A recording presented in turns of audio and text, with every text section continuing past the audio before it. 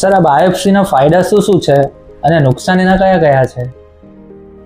સો બાયોપ્સીનો સૌથી મોટો ફાયદો તો એ જ છે કેન્સરની નિદાનમાં કે ભાઈ એનાથી બેઝિકલી આપણને ખબર પડે કે આ કેન્સર છે કે નહીં, બરાબર છે.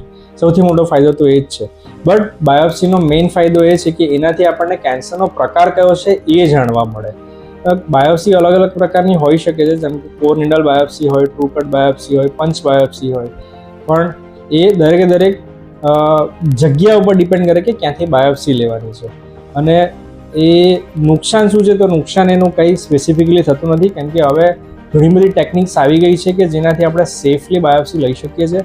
અને એમાં ઇન્ટરનલ ઓર્ગન્સ જેમ કે લંગ્સ હોય અથવા તો પેટ હોય અથવા તો લીવર હોય કે જ્યાં બીમારી ગયેલી હોય, તો એ સ્પેસિફિક જગ્યાએથી આપણે સીટી સ્કેન અથવા સોનોગ્રાફી એટલે યુએસજીના માધ્યમથી પણ એ જગ્યા લોકલાઇઝ કરીને ત્યાંથી પણ બાયોપ્સી લઈ શકીએ છીએ.